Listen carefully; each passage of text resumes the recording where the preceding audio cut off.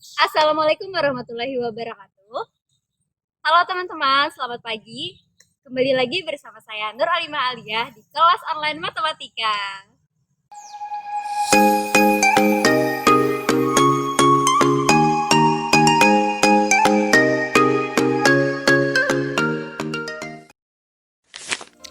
Assalamualaikum warahmatullahi wabarakatuh. Pada video kali ini, kita akan melanjutkan pembahasan materi pada video sebelumnya, yaitu tentang pola bilangan. Nah, pada video sebelumnya kita membahas pola bilangan dalam bentuk matematika dan pada kehidupan sehari-hari. Contohnya, ada pola yang berbentuk bunga matahari, kerang, dan biji kenari. Nah, bahkan penerapannya juga ada di tata letak rumah di perumahan. Yang lebih besarnya lagi, ada penerapannya di dalam tata letak kota. Jadi, teknik perencanaan wilayah dan kota atau biasa dikenal dengan planologi adalah sebuah program studi yang mempelajari dasar-dasar perencanaan, morfologi kota, perpetaan, struktur tanah, transportasi, serta desain.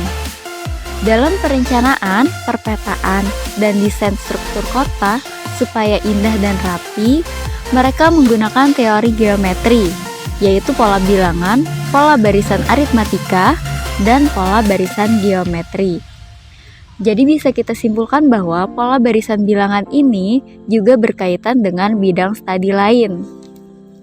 Kita masuk ke pembahasan yang kedua, yaitu tentang pola dan suku-suku barisan bilangan.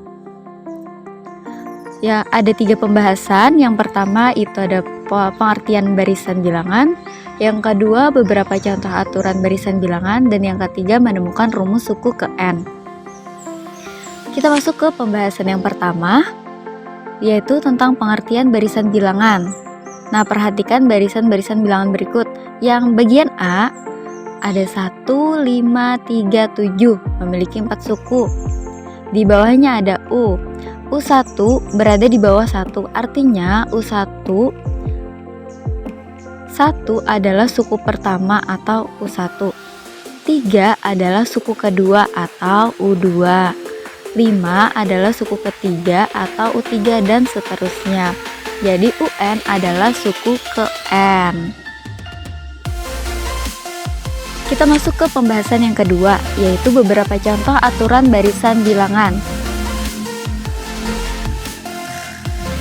Yang pertama, ada barisan dengan aturan ditambah. Nah, kita lihat barisannya di sini bertingkat 1. Barisan bilangannya ada 1, 3, 5, 7, 9. Kalau kita lihat dari 1 ke 3 itu ditambah 2, dari 3 ke 5 ditambah 2, dari 5 ke 7 ditambah 2. Jadi, pola yang terbentuk pada barisan bertingkat 1 itu beraturan, yaitu sama-sama ditambah 2. Kemudian, yang kedua, barisan bertingkat 2. Bisa kita lihat barisan bilangannya ada 0, 1, 3, 6, 10, dan seterusnya.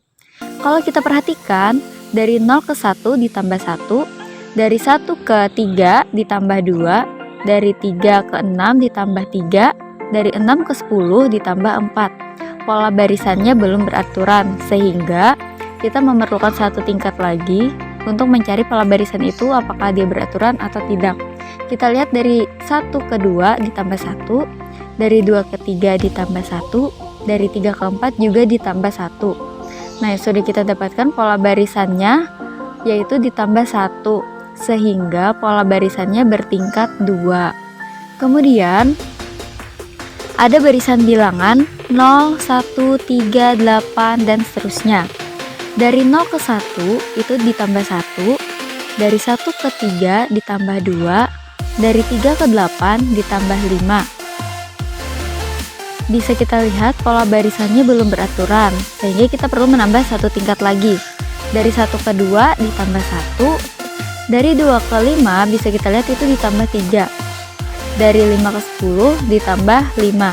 Pola barisannya masih belum beraturan, sehingga kita buat satu tingkat lagi. Jadi dari 1 ke 3 ditambah 2, dari 3 ke 5 juga ditambah 2. Jadi kita dapatkan pola barisan yang beraturan adalah ditambah 2. Yang selanjutnya, barisan dengan aturan dikali. Jadi ada barisan bilangannya yaitu 3, 6, 12, 24, dan seterusnya. Dari 3 ke 6 itu dikali 2, dari 6 ke 12 dikali 2, dari 12 ke 24 juga dikali 2. Artinya pola bilangannya beraturan dikali 2. Kemudian barisan dengan aturan dipangkatkan. Barisan bilangannya ada 1, 8, 27, 64, dan seterusnya. Bisa kita lihat 1 didapat dari 1 berpangkat 3, kemudian 8 didapat dari 2 berpangkat 3, 27 didapat dari 3 berpangkat 3, dan seterusnya. Sehingga pola yang kita dapatkan adalah N berpangkat 3. Kemudian yang terakhir ada barisan Fibonacci. Barisan Fibonacci dimulai dari 1, 1, 2, 3, 5, dan seterusnya. Jadi aturan pada barisan Fibonacci ini mulai suku ketiga, setiap suku diperoleh dengan menjumlahkan 2 suku sebelumnya. Nah, yang perlu kalian tahu adalah Leonardo Fibonacci menemukan barisan bilangan yang diberi nama dengan barisan Fibonacci. Jadi barisan Fibonacci ini diambil dari nama oleh penemunya sendiri. Barisan tersebut adalah 1, 1, 2, 3, 5, dan seterusnya. Dengan suku ketiga dan selanjutnya merupakan jumlah 2 bilangan sebelumnya. Angka 2 suku ketiga merupakan hasil penjumlahan 1 dengan 1. Angka ketiga suku keempat merupakan hasil penjumlahan 1 dengan 2, dan seterusnya, sehingga disebut barisan Fibonacci. Nah, selanjutnya kita ke bagian ketiga, yaitu rumus suku ke N atau barisan bilangan. Prinsip dasar menentukan rumus suku ke N adalah mencari kaitan antara bilangan 1 dengan suku ke-1, bilangan 2 dengan suku ke-2, bilangan 3 dengan suku ke-3, dan seterusnya. Bisa kita lihat contohnya. Ada barisan bilangan 2, 4, 8, 16, dan seterusnya. Kita ketahui bahwa U1 sama dengan 2 sama dengan 2 berpangkat 1. U2 sama dengan 4 sama dengan lagi 2 berpangkat 2. U3 sama dengan 8 atau sama dengan 2 berpangkat 3. U4 16 sama dengan 2 berpangkat 4, dan seterusnya. Jadi diperoleh rumus suku ke N itu adalah UN sama dengan 2 berpangkat N. Selanjutnya contoh soal nomor 2. Barisan bilangan 1, 3, 5, 7, dan seterusnya.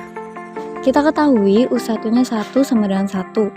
U2-nya 3 sama dengan 1 ditambah 2. U3 sama dengan 5 didapat dari 3 ditambah 2. U4 7 didapat dari 5 ditambah 2, dan seterusnya. Jadi pola yang kita peroleh atau rumus suku ke N adalah UN sama dengan UN-1 ditambah 2. Kemudian contoh soal yang kedua, barisan bilangan Fibonacci 1, 1, 2, 3, dan seterusnya. Kita ketahui U1 sama dengan 1, U2 sama dengan 1, U3 sama dengan 2 didapat dari 1 ditambah 1, U4 sama dengan 3 didapat dari 1 ditambah 2, dan seterusnya.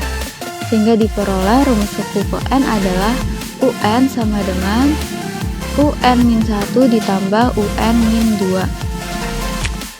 Nah, selanjutnya kita masuk ke soal latihan. Nah, di sini saya sudah menyediakan 2 soal latihan untuk kalian.